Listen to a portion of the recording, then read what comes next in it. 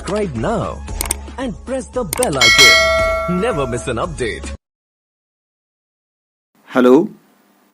In this video, we will discuss another poem from your course, that is a valediction forbidding mourning. This video will give you a brief introduction to the poem, line by line explanation, and then we will also discuss briefly the metaphysical elements in the poem. Valediction is an act of saying goodbye or farewell in a formal speech. The poem was published after the death of the poet and appeared in the collection Songs and Sonnets. The poem has 9 stanzas and each stanza consists of 4 lines. The rhyme scheme of the poem is AB. Donne wrote this poem for his wife IGNOU Ma either in 1611 or 1612 before he left on a trip to France. The poet says that absence of few weeks should not be taken as a moment of separation and lamentation. As virtuous men are not afraid of death, true lovers should not have fear of separation. The poem revolves around the themes of death, love, and spirituality. As virtuous men pass mildly away and whisper to their souls to go, whilst some of their sad friends do say, the breath goes now, and some say no. The word virtuous means a person having high morals. Mildly means gently. The poet begins with an image of death. He says that virtuous men pass away gently because they are not afraid of death. They whisper to their souls to depart because they know the terms of the world. Their sad friends around their beds wish that they should live here for some more time, while others do not want them to die at all. So let us melt and make no noise, no tear floods, nor sigh tempests move.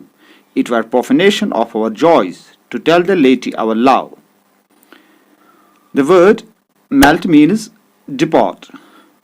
Profanation means to disgrace something that is sacred. Lady means layman, but here it refers to ordinary lovers. The poet then speaks to his addressee, which is perhaps his wife, that they should bid goodbye to each other without making any noise. They should not raise floods by their tears, nor tempests with their sighs. Their love is sacred and should not be disgraced by mourning and weeping. The poet then tells the ordinary lovers should also know this, who often make a show off of their love. Mowing of the earth brings harms and fears. Men reckon what he did and meant, but trepidation of the spheres, though greater far, is innocent. Here the word reckon means think or count. Trepidation means tremor or trembling. During an earthquake, the earth shakes, which brings disaster and frightens the people. People understand what damage it has brought. The poet then contrasts the shaking of the earth with the movement of the heavenly bodies. The poet says that the trembling of the heavenly bodies is greater, but they do not cause any harm, and even people are not afraid of it. Similarly, their separation is like the trepidation of the spheres, which will cause no harm to their love, and are not to be dreaded. Dull, sublunary lovers is love, whose soul is sense, cannot admit absence, because it doth remove those things which elemented it. The word sublunary means earthly. Absence means not present. Elemented means made. Stupid, earthly lovers who are united only by the senses cannot bear the absence of the object of their love. Their love is based on physical elements. When the separation removes the physical self, their love fades away.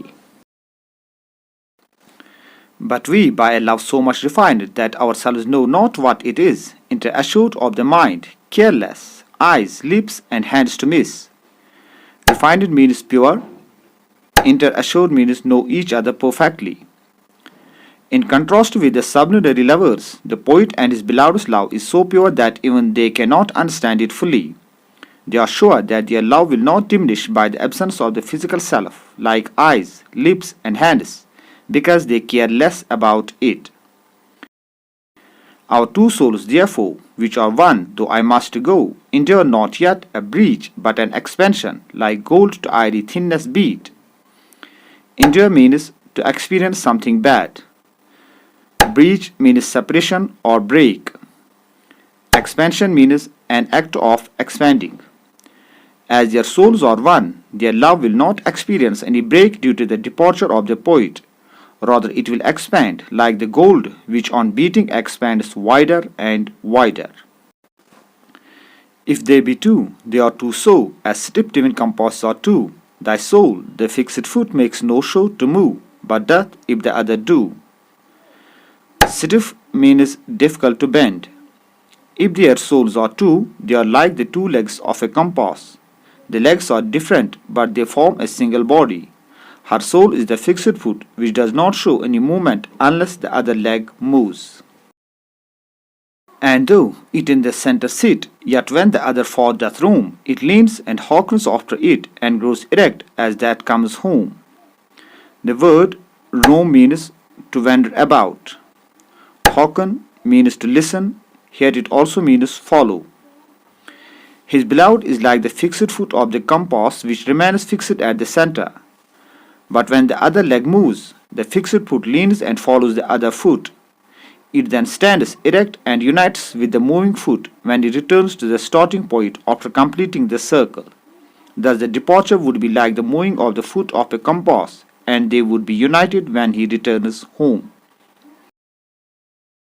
Such wilt thou be to me, who must like the other foot obliquely run. Thy firmness makes my circle just, and makes me end where I begun. Obliquely means at an angle. The beloved has the same relations with the lover as the fixed foot of the compass has with the moving foot, which moves at an angle and draws a circle. It is the firmness of the fixed foot that enables the moving foot to draw the circle correctly, and then return to the place where it began. Similarly, it is the firmness of her love that enables him to complete his journey successfully and then return home. Valediction as a metaphysical poem. The poem deals with the subject of love and death, which makes it a metaphysical poem. The metaphysical poetry is distinguished by its startling images, conceits, and comparisons. In the poem, John compares spiritual love to the death of a holy man. Then love is compared to pure gold, which on beating expands wider and wider. Donne brings out a parallel between the relationship of his and his lady's soul to the coordinated movements of the compasses. The poem is argumentative, in which the poet argues that their love is not so weak that it will diminish because of separation. The poem is intellectual rather than emotional, which makes it a metaphysical poem.